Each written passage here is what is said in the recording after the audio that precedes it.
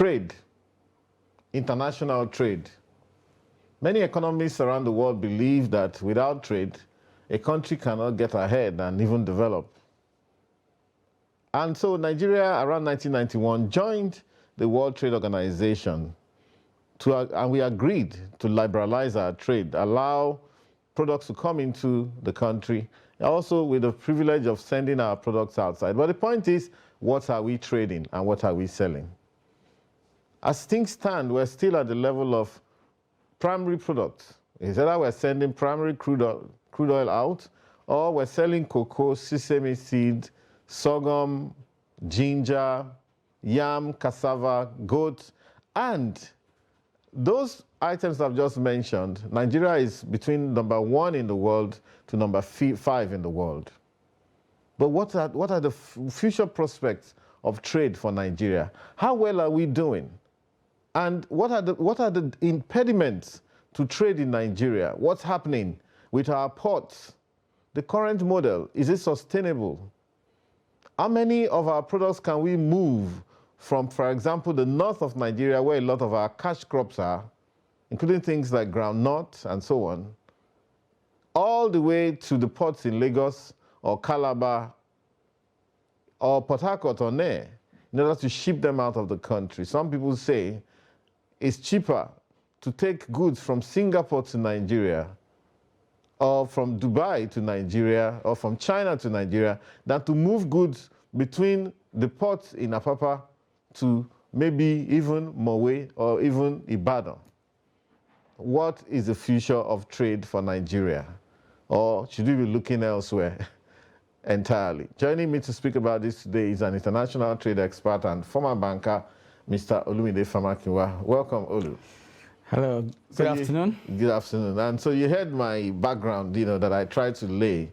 It's because I'm a bit of a skeptic. I'm thinking, and when I look at what we're selling, vis-a-vis what we're buying from the rest of the world, I don't see how the account will balance. And I said to myself, perhaps we need to be thinking of something totally different from trade, because I'm not sure we can trade ourselves out of this quagmire, this economic quagmire. What's your take? Well, I would always say that we look at the glass and say that, well, is it half empty or half filled? Okay. And then we say most times that, oh, well, it is refillable. Exactly. And then we say, oh, okay, well, so at any how we look at it, Nigeria is a huge market with extremely inexhaustible potentials. I mean, over the years, the world has seen Nigeria as the country with the most diversified raw materials in the whole world. So there's no country in terms of every available raw material you can think about that doesn't have a diverse base of raw materials in the whole world. That the level of diversity is extremely very enormous. And so we have potentials, solid minerals, agricultural products, along the different bases of different products. So along that line, we cannot toy or play with trade. The challenges we've had with trade is, for example, if you look at our exports now, non-oil exports, we've been on $4 billion for the past 10, 15 years. Wow. $4 billion.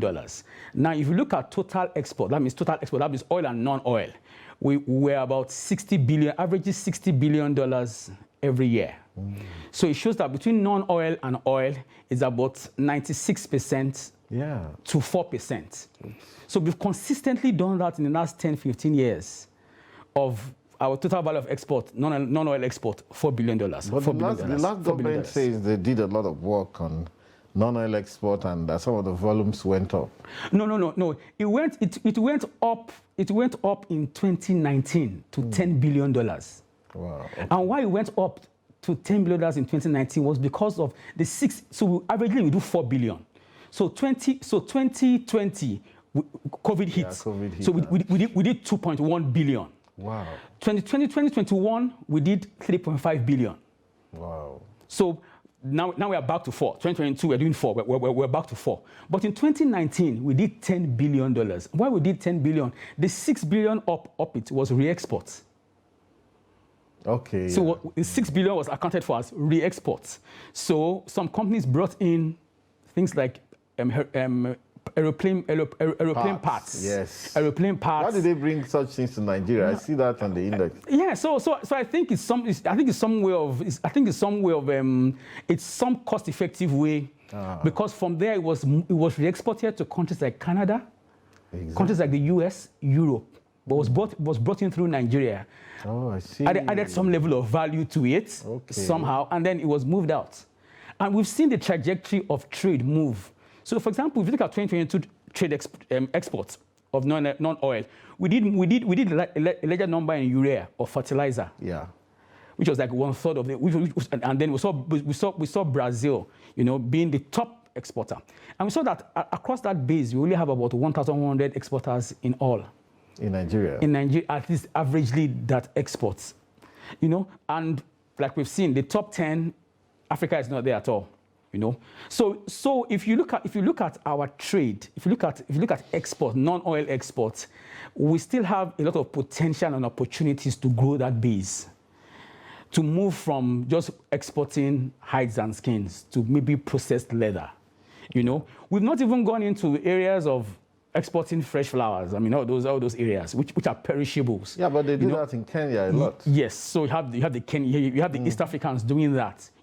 But NEPC will tell you that, look, we've set up export trade houses now in Egypt, in Togo, and in Kenya, and they want to open a lot of more. They want to open other trade houses within the base, just to try and diversify. There used to be one in Dubai, or is it? That was Nigerian Trade Center. Okay, yes. I'm not sure. Okay. I'm not sure how effective that one is right now, in terms of doing business. But I think I think the opportunities are still there for us too. So I think there's a lot of conversation has to go around the export regulatory and facilitator agencies. Yes. So you talk about Nigerian Customs, Nigerian Shipping Council. You talk about Federal Ministry of Trade and Investment. You talk about Federal Ministry of Finance. All those. But one of the biggest, sorry for butting in, but one of the biggest issues we have is all of these places are working as silos. The other time we were in Dawano Market, Yes. In Kano. Yes. And in that program, at some point, we heard that to move goods from Kano to the port in Lagos, Yes. if you are loading your truck, you have to probably give them 300,000 or 500,000 naira to bribe people all across the way. So state government agents, local government agents, not talk of maybe custom and NDLEA, and so people realize that they are better off take the goods through Niger Republic into Ghana sometimes. Yes. And a lot of our exports, Nigerian exports, are going out through Ghana. Yes. That are Nigerian exports. They don't. Yeah. If they like, they bring the money back here. If they like, they don't. Yes. So yes. For example, we would always say that Niger State has a large concentration of our share nuts. Niger, Okay. Kwara, North Central, that whole belt. But most of that share nuts is going to Ghana. The shea nuts get Yes. exported from Ghana. No, yeah, share nuts from Nigeria go to Ghana, and from Ghana is exported and taken out of the country because Ghana has all the refineries and Equally hibiscus flower. yes, yes. So averagely, minimum we have 19 exit points for ports in Nigeria. 19. Yes, about 19. So most of those ports go through 19 exit points. But Apapa Port is still where most of the traffic, still comes out of. Regularly. So we still find that Apapa is still the major port we still have to go to move out a lot of our products. The 19 might be quite small or quite significant. So how do we ensure that the other exit points are more efficient or more effective in that process of shipping? And virtually economies of scale. So most of the bigger vessels and bigger ships will still want to come to Apapa, and move all their goods from there. And then because of most times, so export is it's a game of numbers.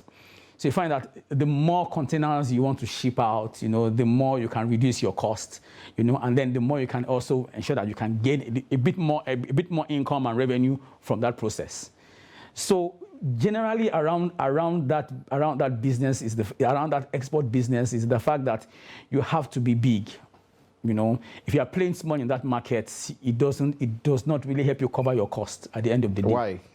Because of the fixed costs, or because of the externalities, yes. imposition of funny levies and so on. So for example, I mean, if you don't have up to one container, so you probably have a few tons. So you have to look for like a groupage.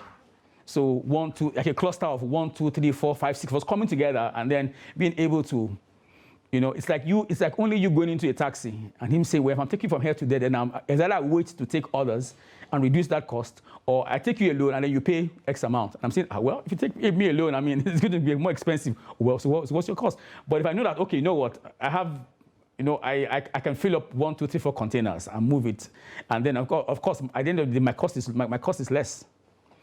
My cost is less. So a lot of conversation. So for me, I look at export and say, yes, we want to do export. We should drive more. I mean, why have we sat on $4 billion in the last 10, 12, 14 years?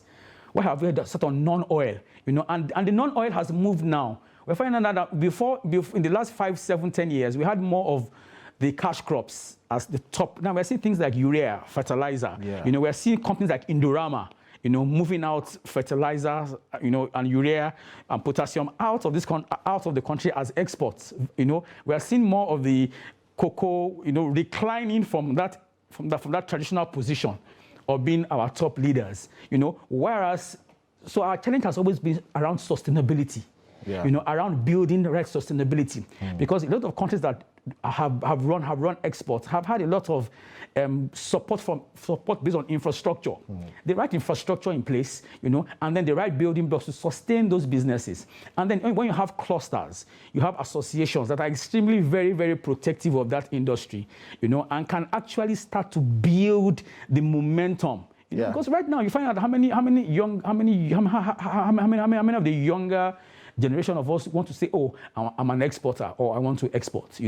There's a huge gap between the old generation and the new generation of those who want to go into export. Because if you look at the structure of our ports, and look at the structure of putting in place your shipping documents, and going through that whole entire value chain process. Honestly, of export, it's extremely cumbersome, and it's extremely a Herculean task. A Herculean task for you to go through that process. You just tell yourself they really don't want me to do this work. But I'm going to ask you a double-barrel question. Now, the first is, what do you think about commodity exchange, which the current government has said they want to bring back, given the fact that,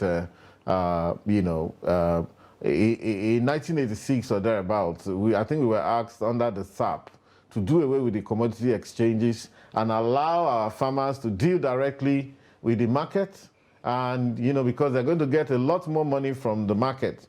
But in the cocoa subsector, which I happen to know a little bit about, even way back then in 1983, 4, 5 to 6. I remember that in 1983, back in Ondo State, I used to see those commodity boards that were, collecting these products from the farmers and so on. And in that era, a lot of the farmers actually made money and built houses, which by the time their children grew up, those children cannot replicate those houses that those illiterate old men built back in the day, because there's no more commodity boards. It was in that 1965, the western, the tallest building in the whole of western Nigeria, southwestern Nigeria, till today, apart from Lagos, the cocoa house was opened in 1965. And today, nobody has any initiative to match that in the entire southwest. And so now this new government wants to bring back commodity board. But I also have seen some articles written by so-called professionals in the field saying that, no, it won't be good. They should allow farmers to trade openly, and whatever it is they get, or that they're going to get more. What do you think about this? Wow, that's a tough one, because I mean, many of us support the fact that government should not operate. Government should be a regulator. Yeah, but it would be maybe a commodity board. Yes. like an association. Yes. Or what they call it, a cooperative. No, that's what I'm saying. That run by people themselves. That's what I'm saying. That we are always pro. Oh, government, don't operate, just regulate. Yes. But when it comes to things like this, we need a buffer. And we need someone who's going to stand, and we need an entity that would stand in the gap and be able to, because most of the bigger countries that do export or do trade, they have government support and government intervention and government backing. regularly around the whole world. There are times where even the wheat farmers in the US, you know, all of them have, the Russian farmers, the Ukrainian farmers, you know, that produce wheat and major crops. Government always backs them. Government has created silos and warehouses. A lot of your friends will tackle you on this, though we're going to take a short break. But before we go, I wanted to drop this in your mind, that Côte d'Ivoire, Ghana, and Nigeria used to be competitors way back then. In fact, if I'm not wrong, at some point Nigeria was ahead of Ghana. But today, in terms of this cocoa that I mentioned, Côte d'Ivoire is producing 3 million metric tons, which is 10 times, more than 10 times what Nigeria is producing. Yes. Ghana is at 700,000, close to 700,000 metric tons of cocoa every year. Yes. Meanwhile, these two countries, Côte d'Ivoire is a quarter the size of Nigeria. They don't use all their space to produce cocoa. Ghana is maybe 1/8 the size of Nigeria. Yes. And Cameroon is even overtaking us now. And look where we are, barely struggling at 250,000 metric tons. And yes, that's because, look at the route we've passed. And because we have released those farmers to the fangs of the so-called market, this is where we find ourselves. But hold to your thoughts. Okay. We'll quickly go and pay some bills, and we'll be right back. So stay tuned, viewers. We'll take a short break.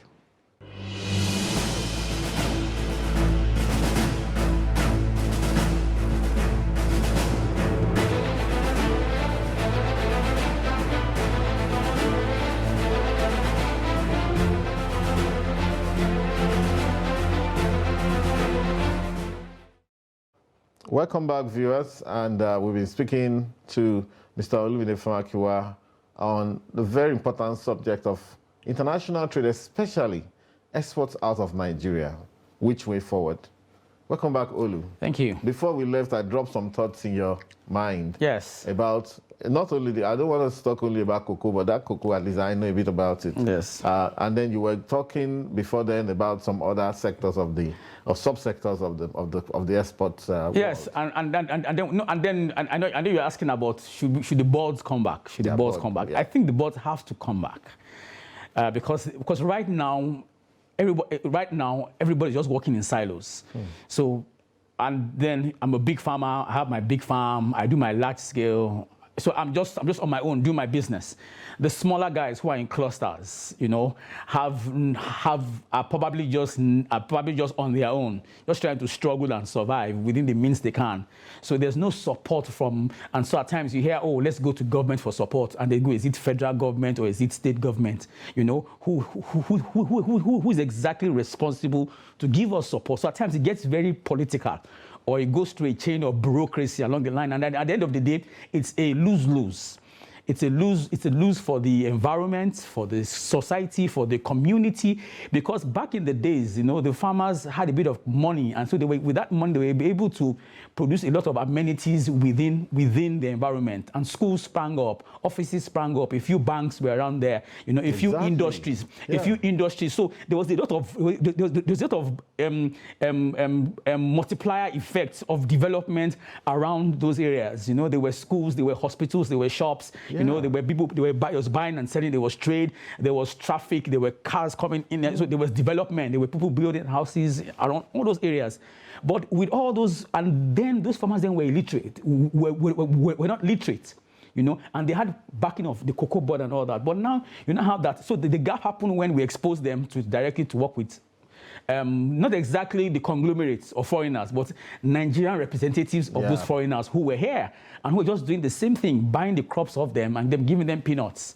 And at the end of the day, you know, and after a while, some thought, you know what, I can directly export on my own and get my dollars myself and be in control of the business. So some also started to move into that space of, you know, I don't even need any middleman. Let me talk directly with... a lot of them were burnt as well by phytosanitary condition. They will never get the full export proceeds that they're expecting. Yes. They oftentimes may be marked down by 40%. Yes, and studies also showed that what most of the foreign companies did was that when they came to come and buy from us here, right, they were selling to themselves abroad. Yeah. So they will now mark it up. So end to end, they were in control of the price, you know, and the goods coming there. But the average exporter here was at the mercy of the other guy on the other side, who says, well, we have weighed this thing, and it's less by, exactly, or we can't pay you now, or well, the first 4-3 or the first 1, 2, 3, 4 shipments goes very well without any without any hiccups and all that. Of course, I can say there are a few bad eggs that have done wrong things, but after a while, you get involved with certain importers over there who don't want to also keep to their part of the agreements. And so delayed payments came in, payments didn't come for some. But the average Indian or the average Lebanese or the average Chinese who was exporting out of Nigeria was exporting to his brother or his sister company abroad or in Dubai. So they were in control of, and then they would always ensure that, look, what lives here is the right quantity and quality. Because if I cheat anybody from here, I will lose at the other end. Yeah. So if Nigerians did the wrong things here and got their fingers burnt, and then subsequently they were not given export contracts, they were not given export contracts again, But some were consistent, some were truthful, some were genuine, but also got their fingers burnt after a while, And then some thought, what, rather than me get this product off Mr. whoever in Nigeria, let me come down here and talk to a Nigerian, somebody else, and then buy it off that person cheaper and export from here. What do we do? What do we do about these serious hiccups we have? 1,000 entities lining themselves up, non-state actors, collecting money, making life so difficult for our exporters, or even on the road, making, sometimes you are passing on the express, you will see trailers delayed. Yes. And once they are parked like that, hundreds of them or tens of them, even those trailer drivers, they don't care. They just find somewhere to go and sleep or something. I don't know. But every trailer gets taxed. And these are export delays in logistics and what have you. Will we ever be able to solve this problem? Well, it's a tough question, and it's a tough place to be. And so everybody's just running their own business as they seem fit. It's a long process for us because really and truly, you'd prefer if you had the right infrastructural facilities. But particularly when it comes to things like storage, we start. I know the government tried to set up 6 export processing zones in the 6 geopolitical zones. But let me quickly drop this export processing zone. Great stuff. But I also have driven around the country. I realize there's a lot of abandoned silos. Yes. Maybe owned by Ministry of Agric and whatever. That's how we build all these things in this country and just walk away from them. Things that are worth millions of dollars. I know there's one, I was passing through a place called Oda Road in Akure, and there's one right off the road. And even go down Lokoja here, everywhere, even on Abuja Express Road, Abuja Lokoja. There are silos, abandoned. These are assets in other places. Even if you wanted to run your commodity exchanges, which is another thing the new government has promised, yes, that they want to see how they can bring commodity exchange so that farmers can get they can sell in bulk, they can get even prices, they can get contracts. Yes. You say, okay, and then you lock in the price into the future. So please, back to your thoughts. Yes. So for me, it's still, for me, it has to be a long, tortuous process for us to be able to start to build the right momentum in that space. Because, like we said, in cocoa right now, where are we? Number 4, number 5 as a country. We can say in palm oil, we are number 4, number 5. But even at number 4, number 5, trust me, Malaysia and Indonesia have almost 99.9% of that market. Oh, my. So even if we say we are number 4, number 5 in palm oil, it's an inconsequential numbers. Yeah. Now we focused more on things like cashew, and the cashew nut goes to where? The cashew goes to Vietnam. The bulk of our cashew goes to Vietnam right now. Vietnam and maybe India, because they've created the right infrastructure, they have the facilities, they have the equipment, and some time ago, we tried to find out, look, what's the cost of us even setting up these equipments or these plants in Nigeria? Give us an idea of the cost. I mean, those costs are like $1 million. Really? Yes, $500,000 to come and set up that whole entire machinery in place to be able to even process, the nuts, And so we are asking who's going to. I mean, is it the average farmer? you know, who is in Ogbomoso or in Osogbo, somewhere there, who's going to have enough money? Or is it the state government who will think of buying these plants? And then how do you fund these plants? How do you fund it? You know, how can you afford those plants to set them up? You know, so there's a lot that has to go with the value chain, that the cost of setting up that value chain is extremely very, very high. You know, and you're thinking of power, you're thinking of taxes, you're thinking of security, you're thinking of expertise, because you have to bring down the right right personnel to help you run those machines, train your staff down here, sustain the source of your products, exactly. Where you're sourcing from, which is very important. Because because at times the challenge also comes from the fact that you want 10,000 tons or 50,000 tons of particular products, and then you want it to be some form of same standard and quality. You don't want where you're picking from 2, 4, 5 different farmers and the quality and standard is quite different. So by the time you bring it all together, you're a bit like, I'm not getting the right output for this because I'm not getting the right scale and the right quantity and the right quality that I need it. So you also need some form of level of precision engineering and precision agriculture and precision farming.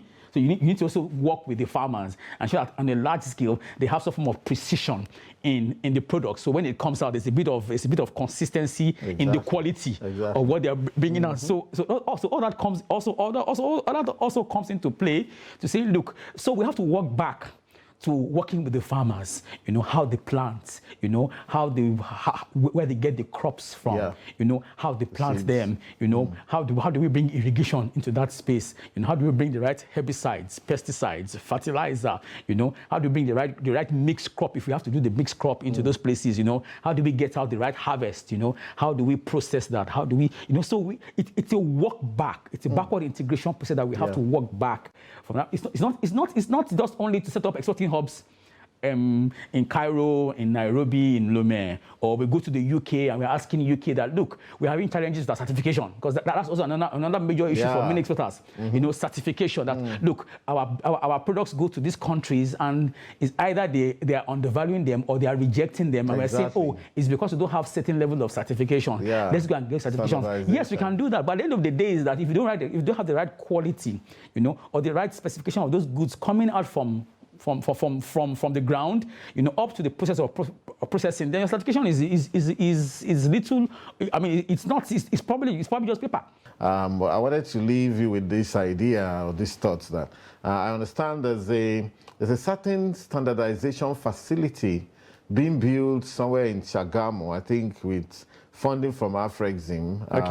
And I think maybe with Bureau Veritas. To ensure that many of these crops that are rejected abroad are tested properly. They have it in Ghana. Yes. And that's why many of our products go to Ghana. I think they're also going to launch this in a few months' time. Secondly, I've seen Nigeria incentivize, especially on the import substitution like for rice. But I also think some incentives should go to some of those products where we're number 1 to 5 in the world. Why can't we consolidate our position?